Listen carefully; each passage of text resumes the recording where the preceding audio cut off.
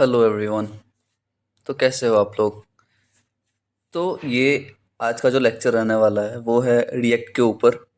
और ऑलरेडी हमारी जो जावास्क्रिप्ट की सीरीज चल रही है, डॉकर की सीरीज चल रही है और बैकएंड की सीरीज चल रही है, काफ़ी सारी सीरीज चल रही हैं। बट फिर भी मैं कोशिश कर रहा हूँ कि रिएक्ट की भी सीरीज़ हमारी चले।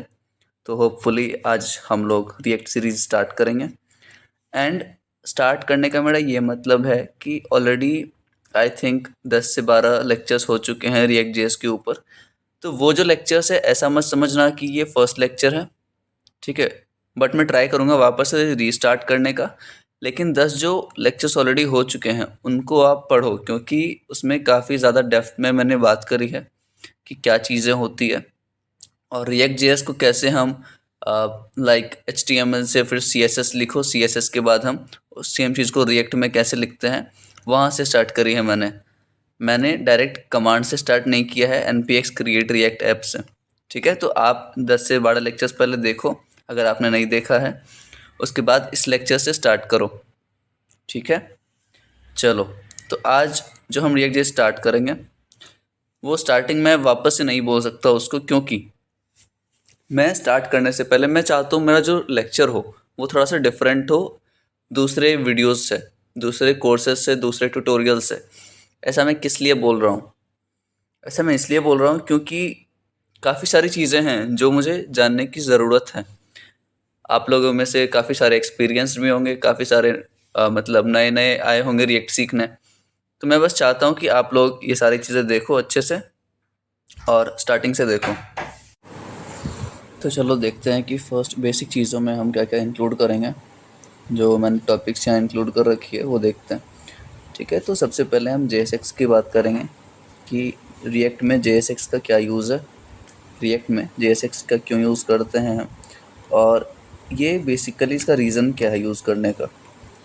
ठीक है, रीज़न बोले तो कि हम पुराने चीज़ों को रिएक्ट में खुद के कमांड से क्यों नहीं यूज़ करते, हम JSX HTML जैसे स्ट्रक्चर हम क्यों यूज़ करते हैं, तो ये चीज़ देखेंगे। उसके बाद हम देखेंगे डॉम मैनिपुलेशन कि डॉम क्या होती है, और मतलब एक ओवरव्यू लेना है इस सब चीज़ का।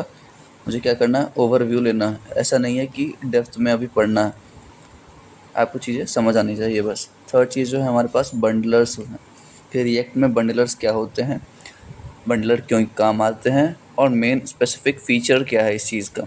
मतलब सबका अपना अपना एक रोल है रिएक्ट में। ठीक है, रिएक्ट में सबका अपना एक रोल डिफाइंड है, सबका अपना अपना एक काम है। समझ आई? तो ये सब चीज़ देखेंगे हम। बंडलर्स के बाद हम देखेंगे कि कैरेट और टिल्डे का क्या काम है। अगर आपने ये 10 से 12 लेक्चर्स ऑलरेडी देख रखी हैं तो आपको ऑलरेडी इसमें से काफ़ी सारे टॉपिक समझ आते होंगे।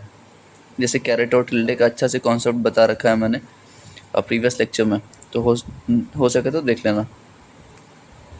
इसके बाद देखेंगे हम वेब वाइटल्स क्या होते हैं।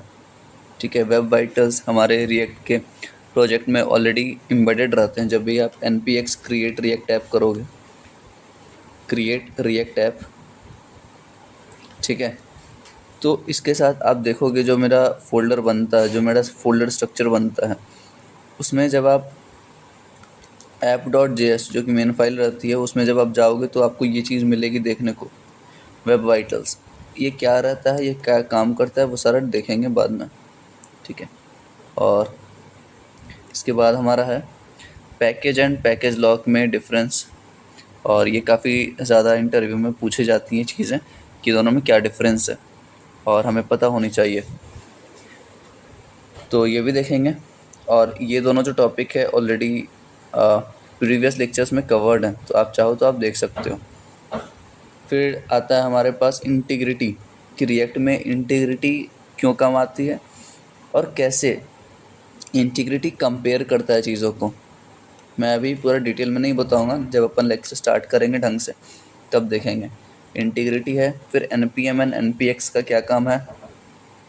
ठीक है, फिर पोर्ट्स जो आप देखते हो ना, लोकल होस्ट यहाँ कॉलन दे के यहाँ पे पोर्ट डिफाइन करते हैं 3000, 5000, 8000, 65, 315, ये सब जो है ना इसको हम पोर्ट्स बोलते हैं। ठीक है। तो पोर्ट्स का क्या काम है और क्या इसकी रेंजेस होती हैं, क्या काम आता है, सारा कुछ देखेंगे। फिर आता है हमारा CDN। CDN ये जो टॉपिक है ना, ये बहुत ही इम्पोर्टेंट है हमारे लिए, क्योंकि जब हम वेबसाइट वगैरह की बात करते हैं तो CDN का लिंक सुना होगा आपने। CDN लिंक एम्बेड करते हैं। CDN की जो लिंक होती है वो एम्बेड करते हैं अपने वेबसाइट में। ठीक है, तो वो ये देखेंगे CDN होता क्या है और हम कैसे चीज़ों को परफॉर्म करते हैं और उसका मेन काम क्या है। इसके बाद आता है हमारा कोर्स। कोर्स क्या होती है? क्रॉस ओरिजिन, नाम सुना होगा आपने वापस से, इसको भी देखेंगे। उसके बाद आता है हमारे पास रिवर्स प्रॉक्सी। रिवर्स प्रॉक्सी से पहले हमारे पास प्रॉक्सी आता है। प्रॉक्सी मतलब आप कोई काम नहीं कर पा रहे हो तो बीच में कोई एक पर्सन, थर्ड पर्सन आएगा, कोई एक थर्ड पर्सन आया, वो आपका काम करेगा आपके बिहाफ पे, आपके बिहाफ पे। तो ये चीज़ हम देखेंगे कि प्रॉक्सी कैसे काम करता है, कहाँ यूज़ आता है और उसका क्या क्या फीचर्स हैं। फिर आता है रिवर्स प्रॉक्सी। रिवर्स प्रॉक्सी कब काम आता है वो देखेंगे। फिर इस दोनों टर्म के साथ, प्रॉक्सी और रिवर्स प्रॉक्सी के देखने के बाद हम देखेंगे लोड बैलेंसिंग क्या होता है, लोड बैलेंसिंग क्यों काम आता है। मैं वापस बता रहा हूँ, ये सब के डेप्थ में नहीं जाऊँगा मैं, बस ओवरव्यू दूंगा कि हाँ भाई इस चीज़ का ये काम है, हर चीज़ें अपने को पता होनी चाहिए। ठीक है, तो स्टार्ट करते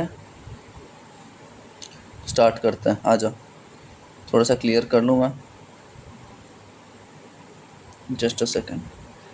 एंड मैं चाहता हूँ चीज़ें थोड़ी डिफरेंट वे में मैं लेके जाऊँ, क्योंकि काफ़ी सारी जो लेक्चर्स होती है वो बेसिक कवर नहीं करती, और मैं इसलिए चाहता हूँ कि सारा चीज़ बेसिक आपको पता हो, क्योंकि जब प्रोजेक्ट आप करोगे तो ये सारा टर्म्स आपको मिलेगा, ये सारा जो टर्म्स है ना आपको कहीं ना कहीं देखने को मिलेगा, तो आप उस टाइम समझ सकते हो कि हाँ ये मैंने ऑलरेडी पढ़ रखा है।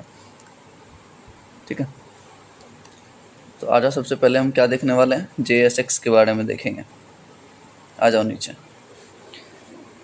तो जैसा कि हम JSX के बारे में देखेंगे, तो सबसे पहले मेरा क्वेश्चन होगा JSX होता क्या है। JSX होता क्या है? तो मैं क्या कर रहा हूँ, मैं रिएक्ट पढ़ रहा हूँ। ठीक है, रिएक्ट में मैं क्या यूज़ करूँगा, JSX। JSX क्या है? JSX है एक HTML like structure. HTML like language बोल लो, स्ट्रक्चर बोल लो, कुछ भी बोल लो। ठीक है, मतलब HTML में जो आप टैग्स यूज़ करते हो, जैसे H1 टैग आप यूज़ कर रहे हो, ठीक है, या कोई भी टैग आप जब यूज़ करते हो HTML में, तो उसी के जैसा हमारे पास JSX में भी सेम होता है। लेकिन हम इसको, आप ये कंफ्यूज मत करना, आप कभी ये मत बोलना कि it is just like using HTML in react. ये डेफिनेशन बिल्कुल ही गलत है कि आप HTML को यूज़ नहीं कर रहे हो रिएक्ट में, आप HTML लाइक स्ट्रक्चर को यूज़ कर रहे हो, HTML लाइक लैंग्वेज को आप यूज़ कर रहे हो। ठीक है, तो कभी भी ये डेफिनेशन मत बोलना कि it's just like an HTML element that we are using in React. आप बोलना कि HTML लाइक स्ट्रक्चर। ठीक है, ये समझ आ गया, हटाओ। और लाइन बाय लाइन देखेंगे अपन। सेकेंड चीज़ क्या है, JSX stands for JavaScript and XML। अब यहाँ से चीज़ें देखो, आप यहाँ से चीज़ें देखो। पहले क्या होता था, मैं थोड़ा सा डायग्रामेटिकली आपको समझाऊंगा। पहले क्या होता था और अब क्या हो रहा है, ठीक है। ये रहा पहले का सीन। ठीक है, ये मैं व्हाट्सएप के लैंग्वेज में लिखने की कोशिश कर रहा हूँ। ये रहा पहले का सीन, ये रहा अभी का सीन। पहले क्या होता था, ठीक है। तो पहले का सीन ये था हमारे पास कि पहले मैं यूज़ करता था HTML, CSS, और जावास्क्रिप्ट। अब मैं यूज़ कर रहा हूँ रिएक्ट। मैं एकदम क्लियर आपको डिफरेंस बता रहा हूँ कि डिफरेंस है कहाँ, क्यों हम JSX का यूज़ कर रहे हैं। ठीक है, तो पहले हम HTML CSS और जावास्क्रिप्ट यूज़ करते थे और अभी हम रिएक्ट यूज़ कर रहे हैं। तो ये जब यूज़ करते थे ना हम, ये जब यूज़ करते थे तो पहले आप XML का डिफरेंस समझो। XML का मतलब क्या होता है? XML का फुल फॉर्म लिख लेना आप, extensible markup language. Extensible markup language, समझ आ गई चीज़ें। और ये क्या था हमारे पास पहले वाला? Hyper text markup language. Hyper text markup language, ठीक है। अब देखो डिफरेंस। पहले क्या था हमारे पास सीन कि ये सब जितना भी हम कोड लिखते थे HTML CSS और जावास्क्रिप्ट में, ये कहाँ रन करती थी हमारे पास? ये कहाँ रन करती थी हमारे पास? ब्राउज़र में। और अभी भी जो हम कर रहे हैं, ये जो हम रिएक्ट में लिख रहे हैं, ये भी कहाँ रन करेगा हमारे पास? ये भी कहाँ रन करेगा? ब्राउज़र में। तो डिफरेंस कहाँ है? तो डिफरेंस कहाँ है? देखो, हाइपर टेक्स्ट का मतलब आप समझे कि टेक्स्ट विद इन टेक्स्ट, ऐसा टेक्स्ट जो कुछ इन्फॉर्मेशन कंटेन करके रखा हो अपने अंदर, ठीक है। और अब क्या है? Extensible markup language. तो जावास्क्रिप्ट हम यूज़ कर रहे हैं, लेकिन जावास्क्रिप्ट के साथ क्या है? XML, ठीक है। जावास्क्रिप्ट के साथ क्या है? XML का मतलब एक्सटेंसिबल मार्कअप लैंग्वेज, ठीक है। तो इस लैंग्वेज का क्या मेन पर्पस होता है कि डेटा स्टोरिंग का होता है। अब यहाँ पे आप डेप्थ में समझना कि एक्सटेंसिबल मार्कअप लैंग्वेज जो हम यूज़ करते हैं वो डेटा को स्टोर भी करवाने का हेल्प करता है। पहले HTML क्या करवा रहा था? पहले HTML जो हम कोड लिख रहे थे अपना, जो भी मैं कोड लिखूं, इसको बस रेंडर करवा रहा था ब्राउज़र पे। लेकिन अब जो मैं लिख रहा हूँ अपना जावास्क्रिप्ट प्लस XML, जावास्क्रिप्ट और XML, तो ये डेटा रेंडर कहाँ करवा रहा है? ब्राउज़र पे रेंडर तो करवा रहा है। ये जो चीज़ है, ये ब्राउज़र पे रेंडर तो करवा रहा है, लेकिन इसके पास बीच में एक और चीज़ है। बीच में इसके पास आता है कैशिंग का कॉन्सेप्ट। क्या आता है? कैशिंग का कॉन्सेप्ट। मतलब समझना आप, पहले HTML सिर्फ ब्राउज़र पे रेंडर करवा रहा है हमारे जो भी कोड होगा, लेकिन रिएक्ट में क्या हो रहा है? JSX क्या करवाएगा? डेटा स्टोरिंग का काम कर रहा है, मतलब कैशिंग का काम कर रहा है। इसका कहने का ये मतलब ये है, ये रेंडर तो करवाएगा ही ब्राउज़र पे, लेकिन जब कैशिंग का ये कॉन्सेप्ट है कि वेबसाइट आपका जो है, जो आपका वेबसाइट है, उसको ये टेम्पोरली स्टोर करके रख देता है, ठीक है। ठीक है, ये क्या करेगा? टेम्पररी स्टोर करके अपने पास रख लेगा। यहाँ कुछ है, यहाँ कुछ है, इसका कॉन्सेप्ट मैं बताऊंगा कि कौन स्टोर करके रखता है, कैसे करता है। लेकिन ये जो स्टोरिंग, डेटा स्टोरिंग का जो पार्ट है ना, वो कौन करवाता है? वो करवाता है XML। कौन करवाता है? XML। समझ आ गई चीज़ें? समझ आ गई। तो ये है JSX का फंडा। जावास्क्रिप्ट एंड XML बोलते हैं इसको। अगर आप इसकी हिस्ट्री देखो थोड़ा सा, तो अपने को डॉक्यूमेंट फॉलो करके चलना है। ऐसा नहीं है कि हम सारा कुछ खुद से ही सीखें। अपने पास गूगल भाई साहब का हेल्प है, तो हम ऑब्वियसली हेल्प लेंगे उस चीज़ की। JSX की बात अगर हम करें, देखो ये क्या बोल रहा है? JSX stands for JavaScript XML। JSX allows to write HTML in React, ठीक है, लेकिन ये पूरा सच नहीं है, ठीक है। ये यहाँ पे हमें क्या बोलना चाहिए था? HTML लाइक स्ट्रक्चर या HTML लाइक लैंग्वेजेस, ठीक है। JSX allows us to write HTML elements in JavaScript and place them in DOM without any create element, ठीक है। अब मैं डिफरेंस आपको समझाता हूँ, कि एक्चुअल में JS का नीड क्यों पड़ा। Why JSX is needed the most in React, ठीक है। इसका मेन रीज़न ये है, फॉर एग्जाम्पल दो तरीके हैं मेरे पास।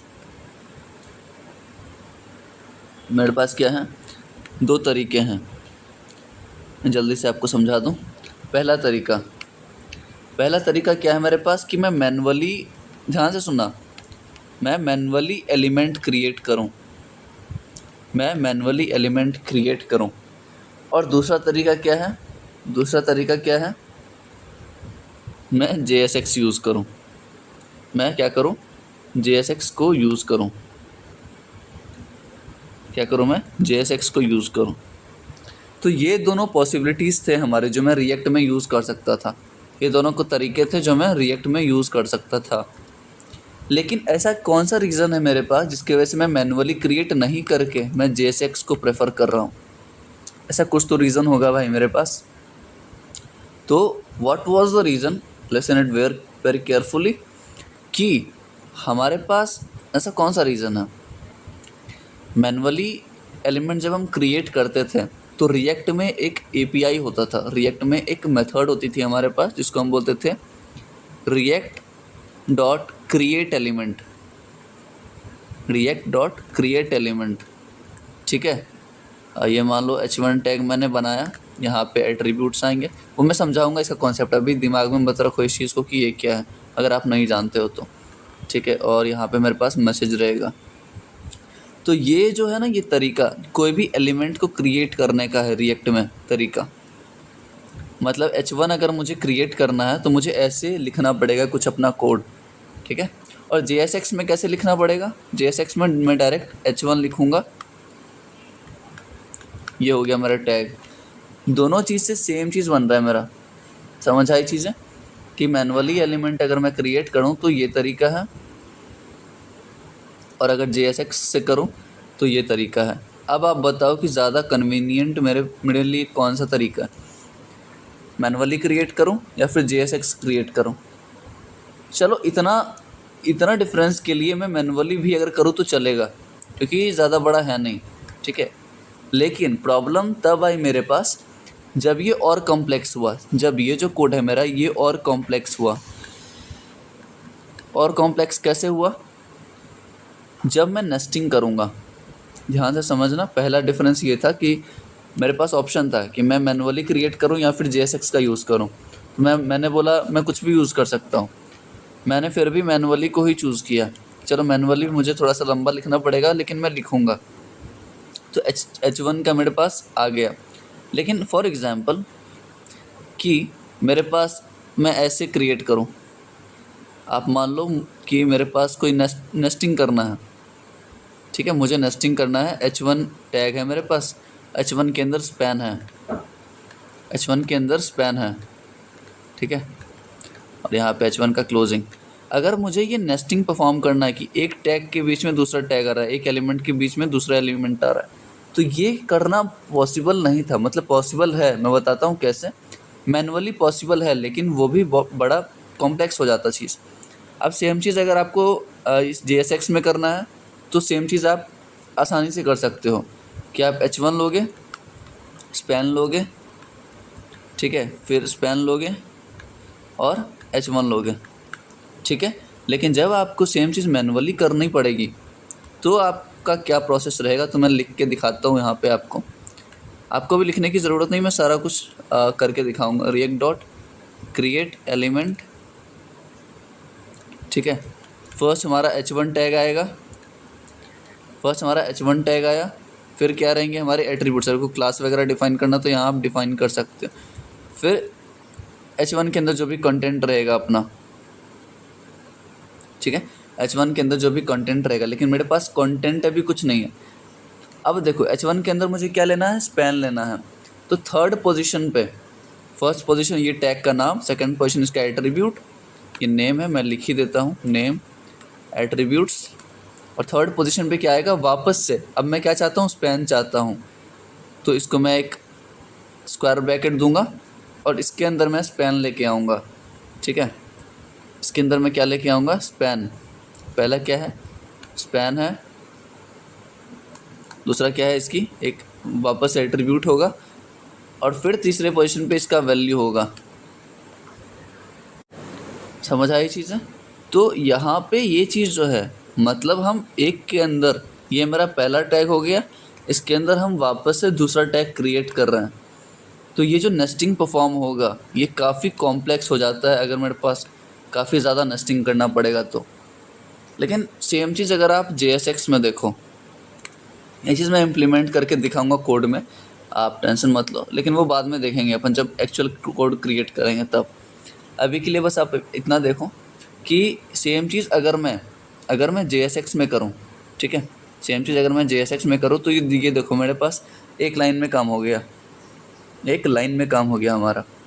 तो यही तो हमारा फंडा है कि तभी तो हम JSX को प्रेफर कर रहे हैं, ताकि अगर हम मैनुअली क्रिएट करेंगे, अगर हम चीज़ों को मैनुअली क्रिएट करेंगे तो बहुत दिक्कत है मेरे लिए, चीज़ें आगे जाके कॉम्प्लेक्स हो जाएंगी।